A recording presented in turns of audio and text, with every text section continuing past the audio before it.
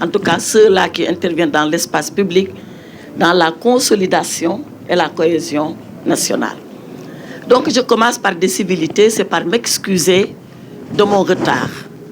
Mon retard dû au fait que je suis grippée, vous devez le sentir à ma voix, mais j'ai tenu à honorer mon engagement. Deuxième civilité, parce que quand je dis oui, pour moi c'est un oui, et c'est un oui définitif. Et quand je dis non, c'est un non, et c'est un non définitif. Sauf si Allah subhanahu wa ta'ala en dispose autrement. Et quand Thiat est venu m'expliquer le format et le concept, j'ai tout de suite dit oui. Pourquoi j'ai dit oui? J'ai dit oui parce que je considère qu'on est arrivé à un moment de notre démocratie où le débat, on doit l'élever. On doit l'élever dans le contradictoire. Pourquoi dans le contradictoire? Que tous les acteurs politiques, et même ceux qui ne le sont pas, qui sont seulement des acteurs qui interviennent dans l'espace public, puissent échanger et peut-être s'enrichir et peut-être se corriger au passage. Voilà pourquoi le format m'a plu. Moi, je suis un avocat. Je suis habitué, quand je parle, à ce que quelqu'un d'autre se lève et me dise « je ne suis pas d'accord avec ce que tu as dit ». Et moi, j'essaie de continuer à persuader la personne qui est devant moi, qui n'est ni pour moi, ni pour l'autre, qui est un juge, j'essaie de le persuader que j'ai raison.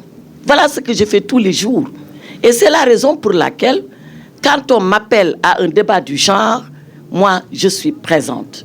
Je suis présente dans l'humilité, parce que je considère que ce que je vais dire ici, peut-être ce que monsieur le directeur général dira, ce que le professeur dira, ce que les intervenants et vous-même le modérateur direz, est quelque chose qui m'enrichira. Parce que l'objectif, c'est de cela qu'il s'agit. C'est de savoir comment ensemble, nous devons avoir les idées, mais surtout les attitudes, les comportements qu'il faut pour consolider notre unité nationale à travers ce que nous sommes, à travers ce que nous faisons, à travers surtout ce que nous disons à l'opinion et dans l'espace public.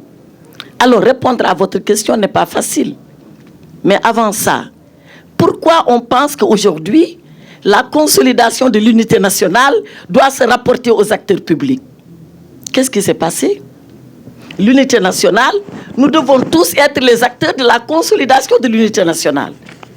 Pas seulement les politiques, peut-être les enseignants, peut-être les marchands, les commerçants, peut-être les juges, peut-être les fonctionnaires. Mais pourquoi ça s'adresse à nous en ce moment précis?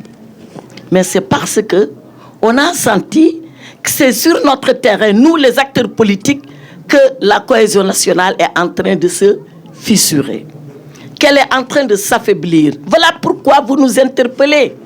Si tout était calme sur le terrain politique, même si ça n'a jamais été calme, s'il n'y avait pas une menace de défaire la consolidation nationale, peut-être que vous ne nous auriez pas interpellés. Peut-être qu'ils auraient posé des problèmes économiques, peut-être qu'ils auraient posé des problèmes d'éducation, peut-être qu'ils auraient posé les problèmes de l'agriculture. Mais pourquoi poser ce problème-là en ce moment précis, en interpellant les acteurs que nous sommes? Voilà déjà la première approche que nous, politiques, devons avoir pour dire, mais attention, qu'est-ce qui se passe? Mais on nous interpelle parce que, de tout le temps, la politique a été le facteur qui nous a consolidés, comme elle a été le facteur qui nous a divisés. Ce n'est pas récent. Il ne faut pas penser que l'histoire est en train de se faire là. Non, elle s'est déjà faite bien avant nous. Et je rappelle ce qu'on nous disait dans nos leçons de droit constitutionnel. Le professeur de droit constitutionnel nous disait que, à un moment de l'histoire du Sénégal, bien avant l'indépendance, on connaissait le multipartisme. Et c'est vrai, on a connu le multipartisme jusqu'en 1900, dans les années 1960. Ensuite, on a connu le monopartisme. On était dans un parti unique. Mais que disait le président Senghor pour justifier l'existence d'un parti unique? Ce sont ses arguments. Ils sont vrais, ils ne le sont pas, mais ce sont les arguments de Senghor. Et je pense qu'à l'époque, en bonne partie, ils étaient vrais. Senghor disait, nous sommes en train de construire une nation. Nous sommes en train d'édifier un État. Si nous allons, nous, avec nos tribus, avec nos langues, avec nos ethnies, avec nos bagarres même de quartiers, de villages et de villes, il y a de fortes chances que la politique nous divise au détriment de l'essentiel. Or, l'essentiel pour nous, c'est d'asseoir la nation et de construire un État. Vrai ou faux, c'est les arguments de Senghor, on les lui laisse. Et on a été dans le parti unique jusqu'en 1974. Et 1974, il dit, oui d'accord, on va ouvrir, mais on fera 4 partis politiques et on s'arrêtera à ça. Et c'est en 81, quand Abdou Diouf est arrivé au pouvoir, qu'il a ouvert l'espace politique multipartisme intégral. Alors, est-ce que la leçon de Senghor, elle ne nous a pas servi quelque part? Est-ce que ça n'a pas permis aux Sénégalais d'être dans un même moule politique, même si à l'intérieur, il y avait des divergences et des tendances? Est-ce que ça n'a pas permis plus tard, en 1974, que nous soyons organisés dans un cadre régulé? Est-ce que ça ne nous a pas permis d'être, nous, le résultat de ce que Senghor avait fait à nos parents? Je ne sais pas. En tout cas, pour ce que nous sommes aujourd'hui, nous devons faire très attention. Nous devons faire très attention, comme je l'ai dit, parce que autant la politique peut être facteur de cohésion nationale. Pourquoi? Parce que quand on est dans un parti politique, mais le Halpulaar du Nord, ils fréquentent le Diola du Sud, ils ne sont ni parents.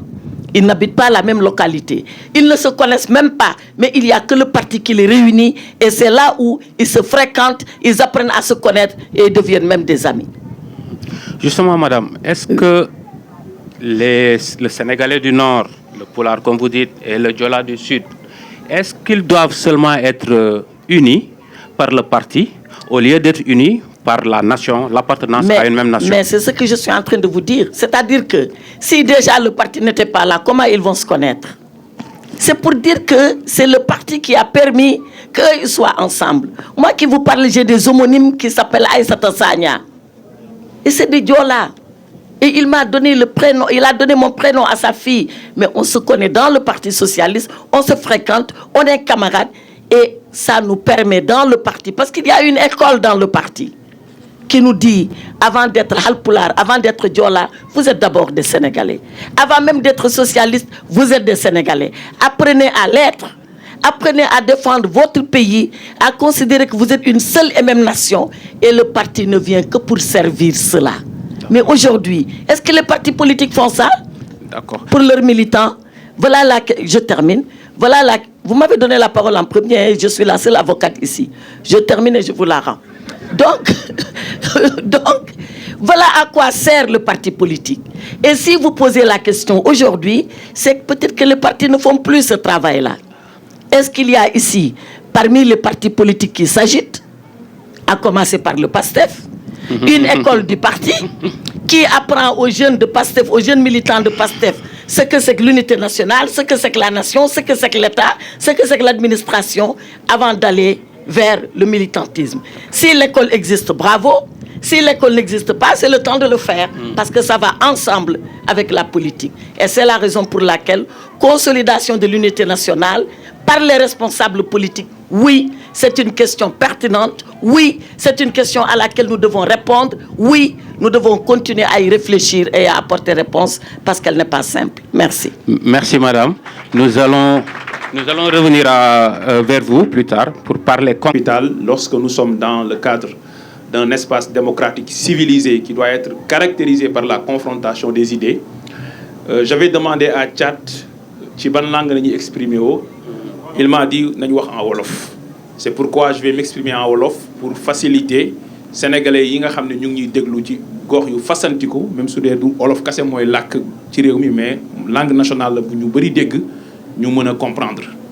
Donc maa ngi tàmbali kàddu yi ci nuyu ñi fi teew ñëpp jiital ci ñi nga xam ne ñoo organiser panel bi muy waa mouvement Y'en a marre nga xam ne mouvement bu ma respecté la. Parce que bi ma nekkee étudiant en sciences politiques et relations internationales sama mémoire de licence professionnelle maa ngi ko bindoon ci le mouvement Y'en a marre.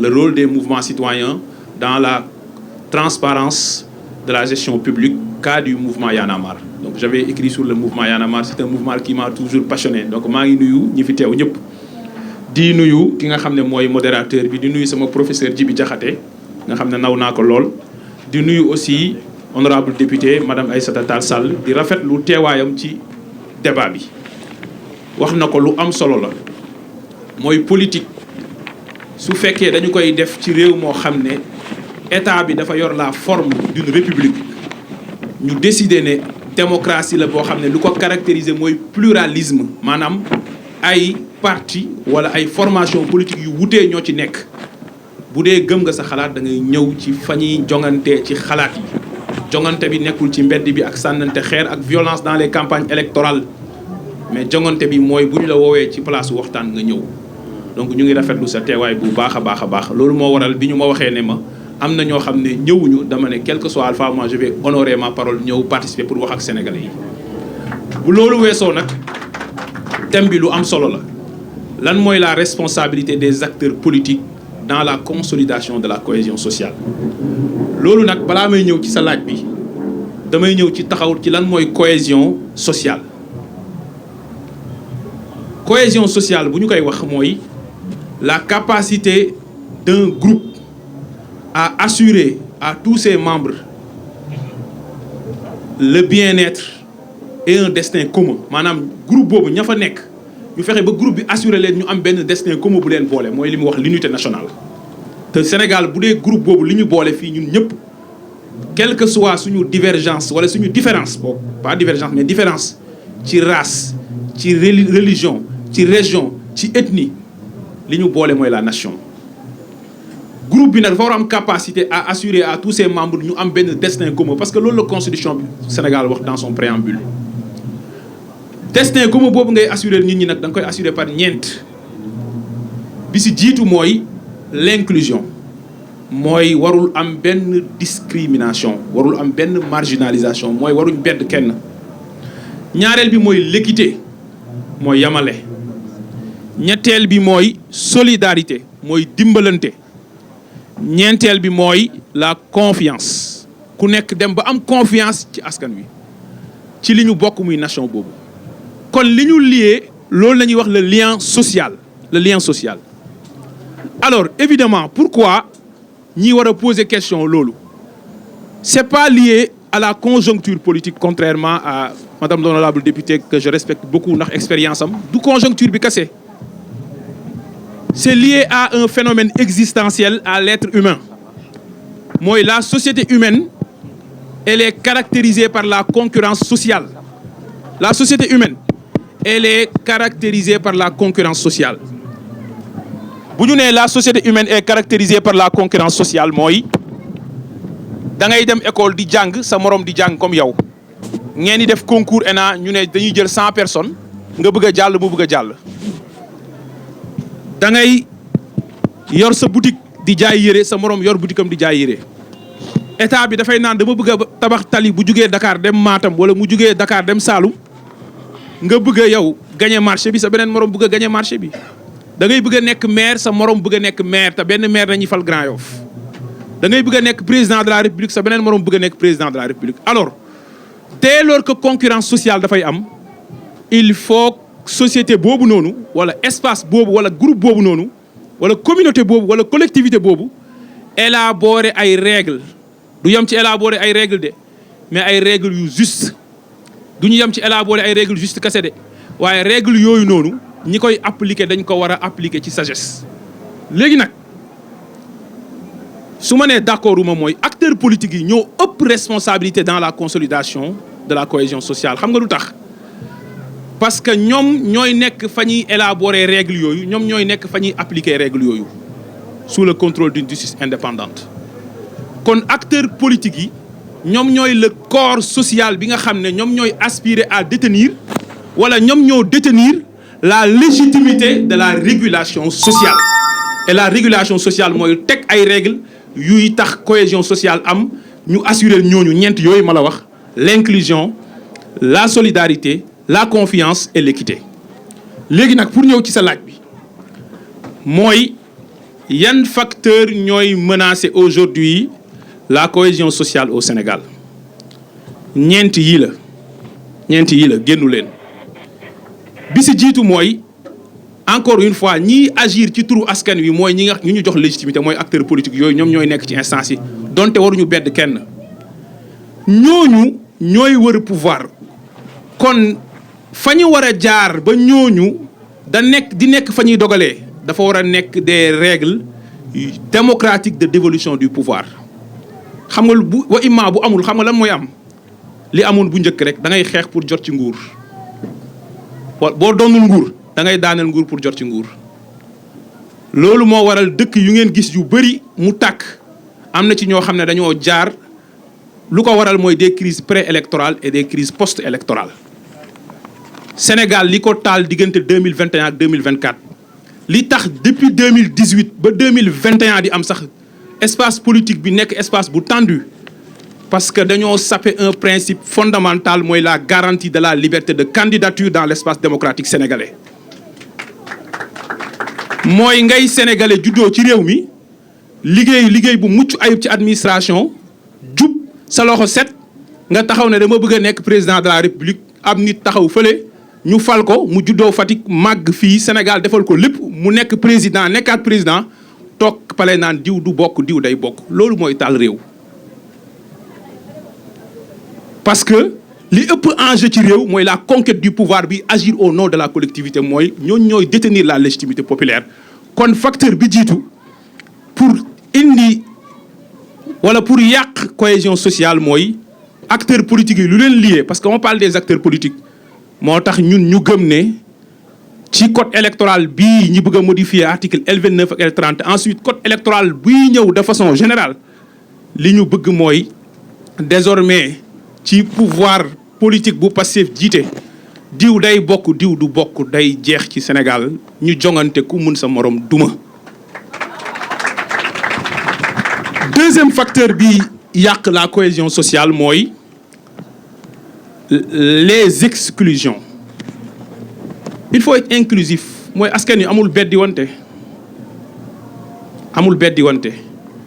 nit ki c'est pas parce que da ngeen wutee xalaat nga bugg ko génnee du champ politique ay terroriste ngeen ay rebelle ngeen ay insurrectionnel ngeen loolu day yàq espace politique parce que nit ki boo ko génnewee du champ démocratique lan lay def bu nekkul démocrate dëgg-dëgg mun na ut yeneen moyen te ñun defuñu ko nag dañoo dem tànn sax suñu parti 5 nit ne kii bu bokkul kee bokk kii bu bokkul kee bokk kii bu bokkul kee bokk kii bu bokkul kee bokk yamuñu foofu ñu jël ñu bokkul suñu parti jox leen parrainage bi gën a wóor muy parrainage parlementaire ne quel que soit alpha on va participer aux élections kon dañuy tontu ñiy wër ci àdduna bi ci kanamu Nations Unies naan ay insurrectionnels ñoo bëggoon fort pouvoir par la rue wax dëgg yàlla histoire yàggagu fi bañ koy mën a manipuler su ma nee lutter contre les exclusions mooy rafetlu naa madame la ministre bu teew fii waaye damay fàttali ne rafetul ci démocratie Sénégal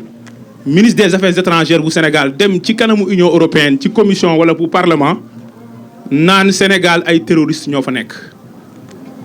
même terroristes yooyu nga wax quelques mois ñu voté loi d'amnistie nga dem défendre ko en tant que ministre de la justice à l'Assemblée nationale ñooñu génn kaso sénégalais yi jël terroristes yooyu jox leen 54% dès le premier tour ñu def pouvoir bi 2 ans terroristes yooyu ñoo nekk ci bopp réew mi de yow nga nekk fi député nekk fi président du groupe parlementaire di wër réew mi yor sa passeport diplomatique di débat nu mu la neexee di toog fii di participer à des panels terroristes yooyu taaluñu la dóoruñu la rayuñu la. Ok. Alors, pourquoi je dis ça? C'est pour dire que exclusion yooyu noonu mooy indi ay réew di tàkk c'est pas Moyen-Orient tàkk bi muy tàkk nii ay dëkk yi tàkk waxuma yeneen dëkk yi ñëw di song yeneen dëkk de mais phénomène yi fa am yu ci bëri ay pouvoir ñooy toog bëgg a téye nguur gi te di exclure nit ñi fi may daanelee si yeneen ñaari facteurs yi mooy citoyens yi ñàkk confiance ci seen gouvernant ci ni ñu yoree seen alalu réew ci yorin boo xam ne leerul ak ci yorin boo xam ne sellul ñaari yooyu boo amee confiance rupture de confiance dafay am ñeenteel bi comme facteur mooy l'inégalité des citoyens devant la loi l'inégalité des citoyens devant la loi mooy mu am ñu sénégalais yoo xam ne bu ñu génnoon jam fii benn nit wala ñu dóor ko mu blessé bu ñu demee ci kanamu tribunal de grande instance en flagrant délit wala grande correctionnelle ñu condamné leen mu am ñu rey ay sénégalais ñu ne kenn waru leen topp ci yoon mu am sénégalais boo xam ne bu sàccee téléphone portable ci bus ñu jàpp ko tëj kaso moo am sénégalais yu ñuy topp pour escroquerie sur ay milliards ñu war a rendre compte de leur gestion am ay nit yu taxaw ne ñooñu dañ leen war a bàyyi au nom de la démocratie. Non, l'égalité des citoyens devant la loi est un fondement essentiel à la cohésion sociale. Je l'ai posé à monsieur Touré qui vient de m'attaquer frontalement te waxuma ko dara defuma ko dara te xam na ni moom lépp lu ma wax mën naa ci tontu suba nag ba jant bi soo mais dafa am loo xam ni yow yaa koy bañal sa bopp. Et je comprends parfois les gens qui disent du ma dem débat bi parce que ki ma koy booleel moom laa bëggul débattre man nag képp ku ñu mën naa débattre ak yow. Merci parce pour que ça. loo ma si jaay rek mën naa ko jënd. mu des nag est-ce que lii intéressé na ma wala lii intéressé wu ma dans ce qu'il a dit wax na si lu bëri man wax naa ay terroriste ngeen dem naa fu ne wax ko xam nga man je suis une femme de parole d'acte et de parole mais mes paroles je ne veux jamais qu'elles blessent les gens je ne veux jamais que ma parole blesse quelqu'un loolu dem si def attention.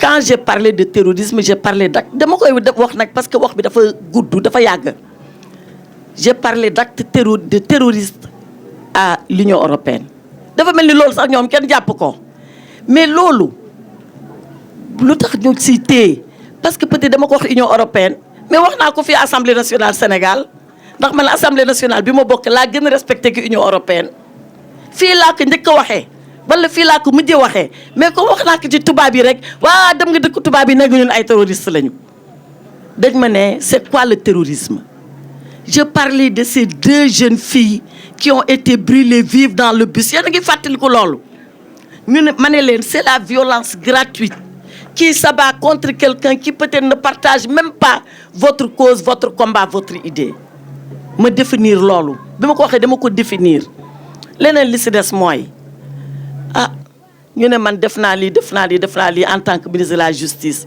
nit ñi ñoo nga woon prison yow de nekkoo fa woon parce que boobu dangaa dawoon nga amoon benn mandat d'arrêt nga nekkoon Mali boobu yow nekkoo fa woon mais teewul nii comme on est dans une démocratie et c'est ça qui compte l'État est resté debout ñu def élection ba ngeen gagné élection ñu toog ñu ñëw nag jàkkaarloo ak yéen parce que ragal ñu di jàkkaarloo ak yéen gis ngeen foofu bu fa arme amoon sax dañ fay toog bu ñu naroon dee sax dañ fay toog parce que sénégalais yu ñu yebal ñu toog assemblée ñoom ñoo ñu gën ñun gënuñu leen moo tax fu ñu yebal ñun dañ fay dem mais monsieur le modérateur je voulais dire une chose pour finir ça c'est des choses que je relève au passage parce que monsieur Touré wax na ko mais li ma indi fi tey c'est le thème que j'ai vu et qui m'intéresse man ñëw ma fii pour di tontu wante ak moom soo gisee lii ma tontu si damaa bëgg public bi ñu xam lan mooy dëgg bi ak man lan laa wax ak man lan laa def ak man fan laa ko waxee ak lu tax ma wax ko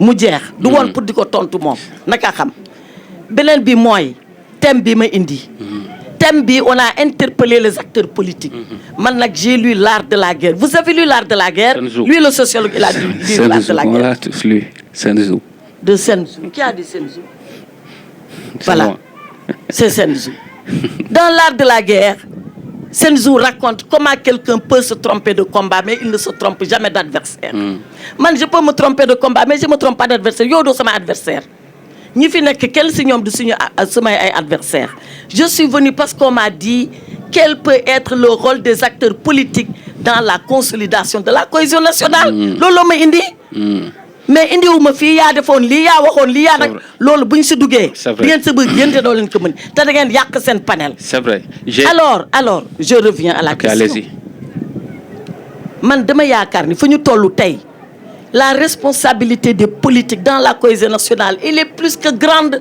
voilà pourquoi on est interpellé tout à fait moom nee na et ça je vais répondre à ça c'est parce que da ngay bëgg dara sa beneen moroom bëgg dara c'est vrai mais à commencer même par nos compétitions de communes boobu gën a métti élection yëpp xam nga pour lan boo taxawee ne man damaa bëgg nekk maire commune Podor sa doomu ndey wala sa doom baay mooy taxaw ne man tam bëgg naa ko parce que yéen a bokk dëkk bi mais pourtant bu loolu jàllee qu'est-ce qu'on fait est-ce que dañu tas yi ndax loolu est-ce que da ngay weddi sa baay ndax loolu est-ce que da ngay weddi sa yaay ndax loolu da ngeen am capacité grandeur parce que yéen a ko bokk ñu waat ngeen nekkaat kon bokk compétition yàqu fi dara suñu maam yi dañ doon compétir boo bëggee nekk maire sa cousin ne damaa bëgg nekk maire soo bëggee dugg ENAM keneen naa da ngay bëgg dugg ENAM mais est-ce que loolu taxoon ñuy saagante di xarabante di xeex ça a toujours existé. La compétition sociale elle a toujours existé. Maintenant le professeur Djibi Diakhaté a dit quelque chose de fondamental.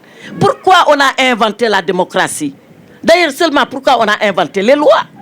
Mais on a inventé les lois pour que les gens vivent dans un espace de compétition, de contradiction, mais en paix. En paix. Ku jéggi yoon ñu ne la jéggi nga yoon ku nekk ci yoon bi nga am droit di wax lu la neex tant que yaa ngi ci yoon bi. Aller jusqu'au bout de la loi, mais jamais au-delà de la loi. Tout à fait. Voilà les règles de la République et de la démocratie. Maintenant bu ñu àggee fii nga xam ne yow bu ñu la saaga sax nga ne ah man de saaga nañ ma mais c'est pas grave ñëpp la ñuy saaga ah. Même xalif généraux yi dañ leen di saaga mais est-ce que Sénégal boobu war nañ nangu di fi dund mais est-ce que ça c'est le Sénégal? Voilà la question qu'on doit se poser. Et c'est venu comment? C'est venu de mon point de vue ignorance politique, manque de civilité aggravé par les réseaux sociaux ku mu neex wax. On avait dit en français c'est quoi les réseaux sociaux? Il a dit c'est quand les idiots qui n'étaient que dans le petit café à insulter les gens ont maintenant droit à la parole universelle. C'est Umberto Eco qui dit ça. Donc loolu bu amee il faut ñun ñu yedd suñu bopp yar suñu bopp mais kuy yar da nga yaroo sa bopp ana kuy bëgg a yar te yow yaroo. Maintenant vous personnellement. Donc moi je pense que nous devons faire une introspection nous les politiques. Savoir que nous devons faire preuve d'exemplarité. Noo yeewoo suba nga sangu mais pourquoi ngay sangu yow? Pourquoi ngay sol yére bu rafet da ngaa respecter sa bopp mais noonu nga war a respecter keneen ki naan li ma def man tey ci suba kii lii la def kon boog su ma taseeg moom dama ormal sama bopp dama koy ormal moom am na loo xam ne man duma ko wax ak quel que soit alpha mais nag quand l'arène politique elle est sèche d'idées amatul culture amatul saaga rek moo fay des. Saaga rek moo fay des. Donc notre responsabilité aujourd'hui et j'y reviens c'est de former nos militants. Les écoles du parti c'est pas un mot vain dañ ko war a am di leen former ci seen attitude di leen former ci seen jàng di leen former ci idées yi ñu leen di may ku nekk ngay défendre sa idéologie wala sa quelque idée politique. Il a cité Fukuyama tout à l'heure qui avait dit c'est la fin de l'histoire. C'est Francis Fukuyama, un Américain d'origine japonaise qui l'avait écrit 1992 en disant le mur de Berlin s'est effondré, il n'y a plus Est, il n'y a plus Ouest. Nous vivons dans le monde où seule la confrontation matérielle va avoir la primauté. Mais on a vu que ce n'est plus ça. Ce n'est pas la fin de l'histoire, au contraire, c'était le commencement de l'histoire. Et comme l'histoire commence, soyons les vrais auteurs de ce commencement. En nous éduquant nous-mêmes, en transmettant ce que nous avons reçu, man demal loolu mooy sama rôle, à des enfants qui arrivent, qui disent j'ai peur d'aller en politique maman. Pourquoi? Parce que dañu may saaga. Ma ne non ñi lay saaga xamuñu politique yow ñëwal ñu jàngal la comme ça nga jàngal leen ñoom. Voilà moi quelle est ma responsabilité et voilà ce qui m'amène ici. Mais pas di tontuwante, pas di waxante loo xam ne amul benn njëriñ parce que li ma waxoon maa ko wax li taxoon ma waxoon ko xam naa ko buñ ma laajaatoon dinaa ko wax. Et dinaa ko expliquer ba mu leer. Ça n'a aucun sens de le rappeler ici. Inclusion, article 29. Article 29, ça va arriver à l'Assemblée nationale. Naa ci wax li ma xalaat. On pourrait y arriver. Mais... Non, moi je suis député. Ce que je dirai à l'Assemblée, je réserve la primeur à l'Assemblée. Et tout le monde le saura. D'accord. Voilà. Mais am naa ci xalaat dinaa si wax bu jotee. Mais je veux qu'on ramène le débat au sujet qui nous a amené ici. Tout à fait. Voilà. Équité boobu nag à tous les niveaux la war a nekk te daf ci am benn point bu ñuy wax l'équité territoriale.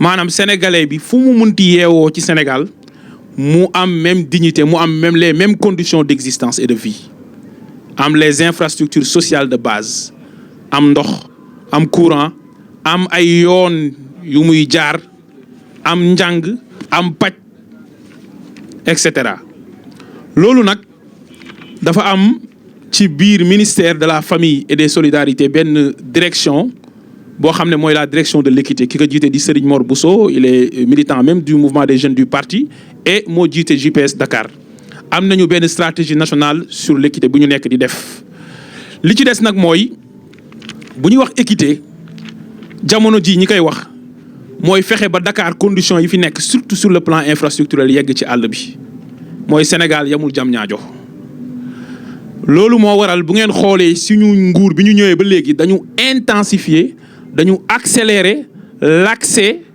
du monde rural à l'électricité et à l'eau ngeen gis ci benn at li ñu def ci électrification rurale ci localité ci 3 mois dañuy def loo xam ne nguur yi fi nekkoon moom nañ doon def ci benn at entre 2019 ak 2024 les statistiques ont été publiées donc loolu dafa am solo pour sénégalais yi ñu yamale leen parce que mooy tax ki nekk fu gën a sori ci Sénégal du sentir ne dañ ko exclure maanaam bokkul ci Sénégal loolu dafa am solo pour sentiment d'appartenance nationale boobu ñu renforcer ko ñu conforter ko te loolu aujourd'hui l'électrification rurale avec le travail du DG Jean-Michel est en train de s'intensifier partout au Sénégal loolu war a continuer par aujourd'hui le maillage ferroviaire qui a été établi parce que affaire bi du transport routier kese sur le plan ferroviaire on ambitionne de construire 1500 kilomètres de voies ferrées objectif bi mooy sénégalais bi fu mu munti nekk mu mun a déplacer wu ci réew mi convenablement bu ko defee ku nekk yëg ne am nga sentiment d'appartenance. Nous devons faire pour contribuer à la cohésion nationale. Moi, je pensais même à une réforme constitutionnelle. Parce que il a parlé de l'école du parti, de l'école de leur parti. C'est une bonne chose. Et j'appelle à ce que tous les partis politiques le fassent. Derrière nous ici, pas loin, c'est le siège du Parti socialiste. On l'appelle la maison. On l'appelle ni permanence, ni siège. On l'appelle maison du Parti socialiste. Parce que Senghor a voulu qu'on habite une maison. Et que dans la maison, il va y avoir des querelles.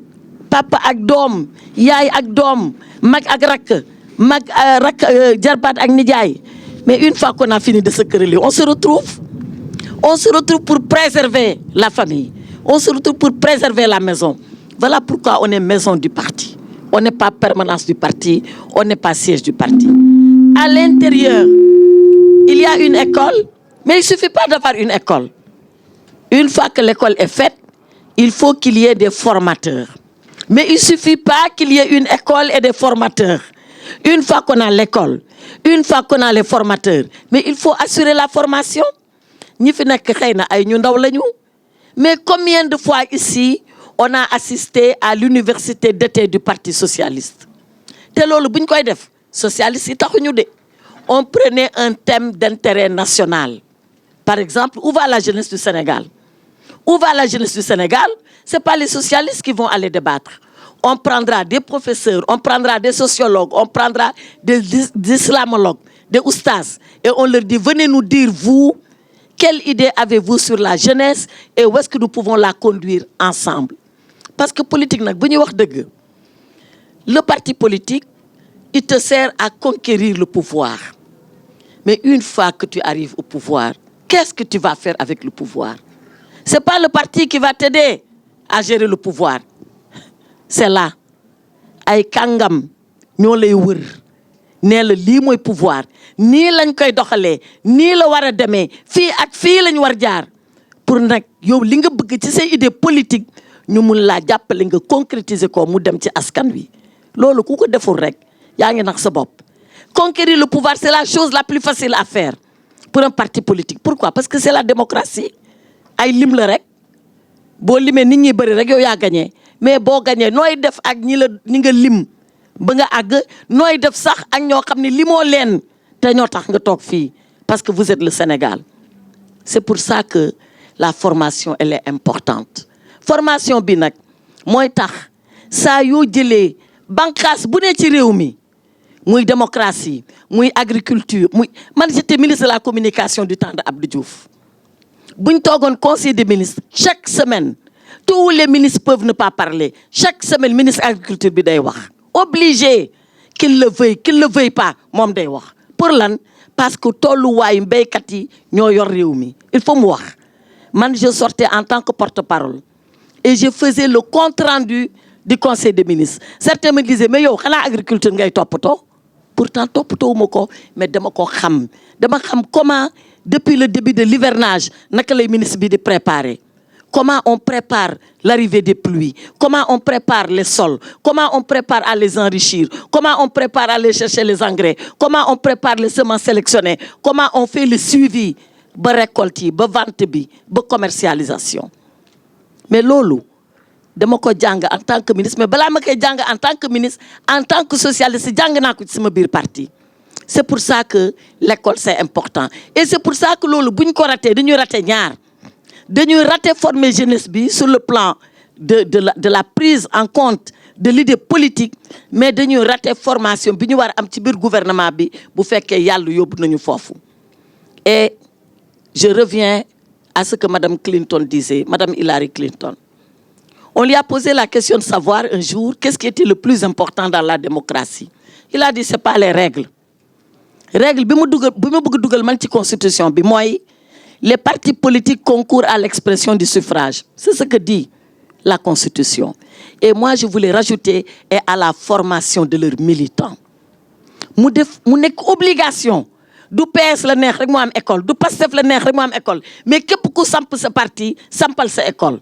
Boko sampé nga former leen. Et Madame Clinton dit, dans la démocratie, ce ne sont pas les règles qui sont importantes. C'est vrai, les règles sont importantes, mais et les acteurs? Et les acteurs, ils font quoi avec les règles? Il a parlé des lois qu'on a votées il n'y a pas longtemps, les 4 lois sur OFNAC, sur la transparence, sur l'accès à l'information. Je prends l'accès à l'information. Qu'est-ce qu'on n'a pas dit, qu'est-ce qu'on n'a pas fait, nous, pour que le ministre des Finances nous donne? Je ne parle même pas de dette cachée parce que ce n'est pas le débat. Je parle seulement de l'état trimestriel des finances. Et pourtant, lui, il est redevable de cette information. On a parlé des lanceurs d'alerte. On a voté la loi. Je fais partie des gens qui ont voté cette loi. Mais on a dit attention, est-ce que nous avons une délation? Est-ce que nous avons suba kenn ku xéré nan gis ngeen ki auto bu rafet bu muy dawal daf ko sàcc? Et on va de délation en délation et on va détricoter notre tissu social. Donc teg règle yi amna solo, jangal nit ñi moko ëpp solo. Pour nit ñi xam règle bi lan la tekki, nuñ koy utiliser, jumtuwaay biñ ci wara démé pour en même temps qu'on se protège, en même temps qu'on avance, qu'on ne détricote pas le tissu social et qu'on stabilise notre société. Parce que li nek fi, et je vais terminer, li nek fi dañ ko tabax ko bu yàgg. Sénégal xëyul benn suba sotti, suñu maam yi ci nekkoon liggéey ko lu ne dal leen ci depuis Njaajan Njaay. Léegi Njaajan Njaay laa lay tuddee kon yow yaa Njaajan Njaay. Alburi voilà Alburi laa lay tuddee ak bu jaaf ak Ayatollah Khomeini, loolu yëpp mooy yow dégg nga. Donc Sénégal depuis boobu, depuis suñu maam yooyu ñu ngi koy tabax di ko defar. Suñu responsabilité mooy ñun buñ ko yóbbuwulee ci kanam buñ ko yàq nag, ndax ndono bu baax lañ fi bàyyi, ndono bu baax lañ fi wàcc. Donc nañ ànd tabax ko nag da ngeen nekk ñaar. C'est comme quand il parle de la violence. Oui, on a fait ça. Voilà pourquoi en démocratie il faut 2 acteurs. L'acteur au pouvoir a sa responsabilité. L'acteur de l'opposition a une responsabilité aussi grande que celle de l'acteur au pouvoir. Bu pouvoir bi defee loo xam ne njombe la, yow mu jomb la nga defaat njombe ci kawam. Yow boo defee njombe, pouvoir bi mu jomb ko mu defaat beneen njombe bu gën a rëy ci sa kaw yow. Réew mi taxaw. 2000 et je termine. 19 mars, Sénégal taxaw ne Ablaye Wade mooy président. Ñun ñu yeewu ne Ablaye Wade du président.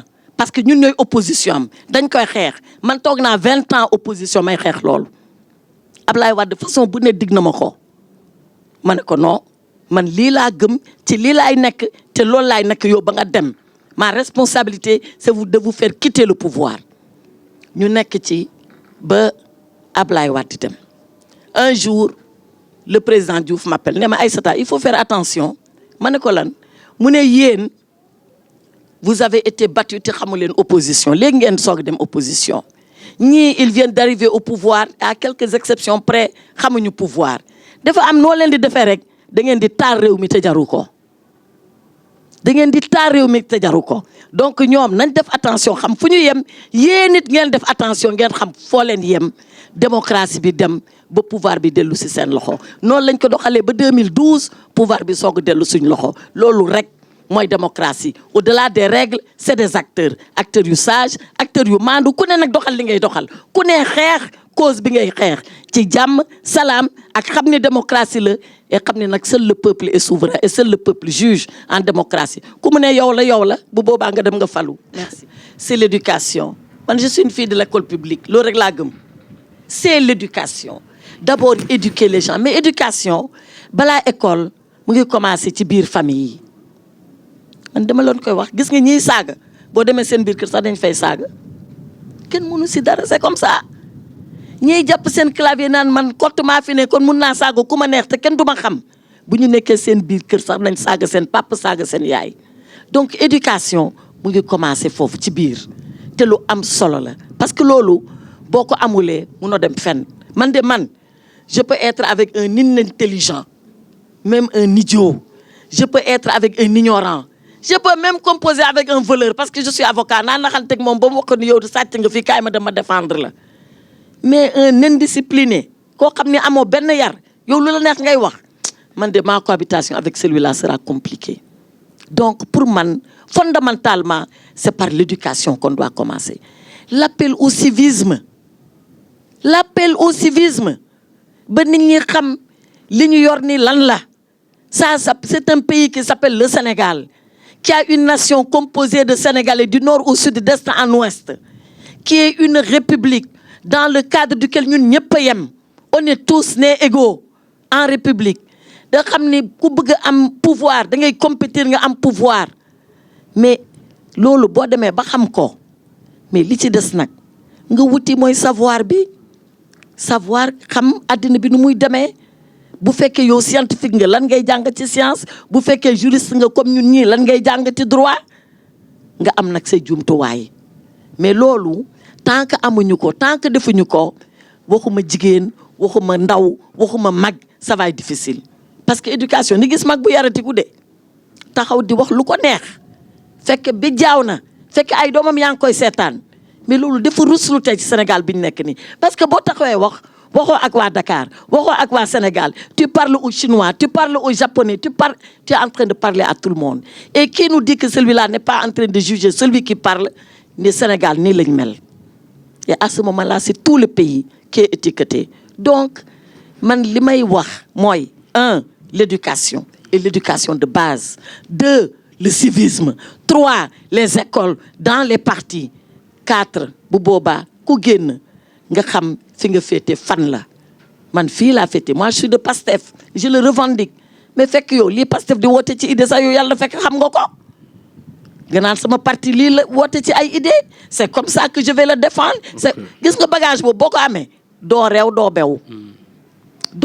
doo bew parce que li ngay jaay yow même bu fekkee ni keneen ki xamul lan la yow xam nga sa marchandise yow lan la nun c'est pour ça que chez nous les socialistes l'éducation est extrêmement importante c'est pour ça que chez nous la discussion et le débat contradictoire est important parce que tey su ma fi jógee dina am lu ma yóbbaale lu mu tuuti dina am lu ma yóbbaale donc ce que je dis aux femmes c'est ce que je dis aux jeunes c'est ce que je dis aux anciens éduquons-nous formons-nous soyons de bons modèles de Sénégalais et à partir de ce moment le reste de la compétition sera beaucoup plus sain beaucoup plus ouvert et notre pays en bénéficiera majorité comme opposition parce que c'est quoi l'essentiel c'est le Sénégal c'est pas de dire que c'est Bassirou Diomaye Diakhar Faye qui est le président de la République et alors il ne sera plus dans maximum 7 ans il ne sera plus quelqu'un d'autre viendra. Et c'est qui quelqu'un d'autre? C'est le peuple qui dira c'est quelqu'un d'autre. Et on l'acceptera, qu'on ait voté pour lui et qu'on n'ait pas voté pour lui. Donc, le Sénégal est au-dessus de nous. Mais pour qu'on le comprenne, il faut qu'on ait en bandoulière la bonne éducation, le bon savoir pour être le bon citoyen que tous attendent. Aïssata Tall Sall. Donc, wax na lu am solo mooy éducation. Parce que effectivement, société bi ñu nekk ñi ko composé ay individus lañu. ñun ñëpp nit nag bu juddoo bu fekkee yaruñu ko ci kër ne fii mooy toilette fii mooy lekkukaay fii mooy waañ fii mooy néeg fii mooy salon du xam sax lu ne fan nañ ko war a defee donc nit bu juddoo ci penc dañ koy socialiser dañ koy def un être social socialisation boobu noonu nag dafay am ci plusieurs phases ci phase yooyu noonu nag dafa am acteur bu ne boo xam ne moom mooy intervenir après mu jox le relais keneen foofu nañu war a tabax ci moom jikko yi valeurs yi te valeurs yooyu civisme bokk ci citoyenneté bokk ci mais attachement aux principes républicains et démocratiques nekk ci su may wax ci phase de socialisation boobu nag nit bu juddoo première phase de socialisation c'est la socialisation primaire nag ca famille ba lay amee foofu parents yi de façon quasi exclusive ñoom ñooy intervenir pour yar xale yi ñooñu nag dañu war a nekk ñu am comportement citoyen xam valeur civique yi pour mun ko inculquer seeni njaboot. Deuxième phase c'est la phase de socialisation secondaire mooy xale bi commencé na génn ci espace public bi di nekk au contact d'autres personnes yu jógee ci yeneen famille xale bi day seetaan télé di xàmmee di déglu ña muy jëflanteel la mu fay gis ci ay comportement jàpp na ne noonu nañu war a doxalee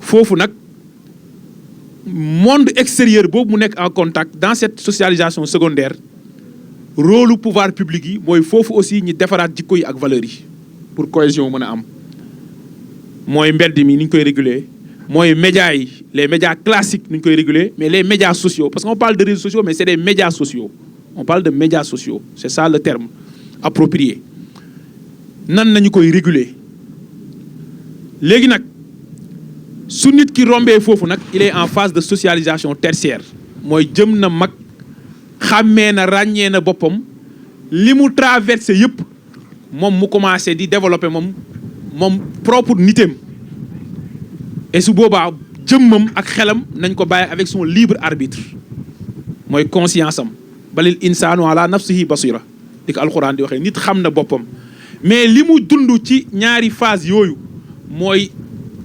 influer si nan lay doxalee moo tax ñu naan nit produit environnement am la loolu moo waral ma jàpp ne pour Sénégal cohésion am la politique de famille doit être au cœur des politiques publiques avant ñuy wax régulation des médias et de l'espace public te loolu nag dañu jàpp ne ci réew mi am na dynamique bu bees bu ñu war a sécréter renforcer ko ñu impliquer ñëpp ci loolu comme code de la famille bi ñu am ñu xoolaat naka nañuy gën a ñoŋalee dispositions yi ci côté bi jëm ci rôle famille ci fondement nation bi ci fondation de la nation. Maintenant ban engagement en tant que parti au pouvoir nga mën a jël pour instaurer au minimum de politesse démocratique quoi. ñu ñëw ci formation ma ñëw nga baal ma tontu ci formation après ma ñëw ci loolu ba ma ko mayee. Ça marche. Merci. Donc pour la formation en fait effectivement honorable député wax na ko formation il ne suffit pas d'avoir une école de parti et d'avoir des formateurs mais école buy animé wu man jàpp naa ne ku may suivre gis nga presque tous les 2 semaines wala chaque week-end maa ngi animé ay panel de Pastef man ak ñeneen ci ay kàngamu Pastef donte man duma kàngam demain je dois animer un panel de la JPS Guédiawaye il y aura le ministre le ministre nu mu tuddati le chef de cabinet du président Barrot il y aura Bassirou Kébé etc. On va parler de sujets yi nga xam dafa am solo ci la gouvernance publique ak suñu doxalinu parti ak suñu rôle ñun en tant que parti au pouvoir tous les week-ends on anime le parti par des conférences publiques et des panels sénégalais yëpp ñu ngi koy gis léegi nag am na proposition bu rafet boo def ci constitution bi mais damay rappeler ne proposition boobu c'est déjà dans la constitution c'est déjà dans la constitution parce que l'article 4 de la constitution du Sénégal dit, je le cite, les partis politiques et les coalitions de partis politiques concourent au suffrage des Sénégalais dans les conditions fixées par la loi comme ni nga ko waxee waaye ils œuvrent à la formation des citoyens à la promotion de la participation à la vie nationale et à la gestion des affaires publiques et lii dama ko yàgg a rappeler parce que en réalité le président Macky Sall bi mu fiy nekk en 2016 ci révision constitutionnelle bi la ko dugal mooy la formation des citoyens doit être au cœur de l'activité des partis politiques. Moo tax parti politique, c'est une obligation, ce n'est plus une obligation électorale, mais c'est désormais une obligation à la fois électorale et citoyenne. C'est déjà mis dans la Constitution. Donc parti politique yi ñoom ñoo war a farlu ci appliquer ko et ñun loolu ñu ngi ci. Léegi nag pour ce qui est de notre responsabilité ak yan engagement la ñuy jël bon man du ma porte-parole lu gouvernement bi te sur le plan exécutif gouvernement bi moom mooy doxal donc du man maay wax ne lii la ñuy jël comme engagement. li ma mën a xam mooy axe yi ma la wax yëpp ci li ma jàpp ne mooy tax ñu ñoŋal cohésion sociale dama la wax actes yi ñu posé tout à l'heure wax na ci transparence ci documents budgétaires et financiers yi.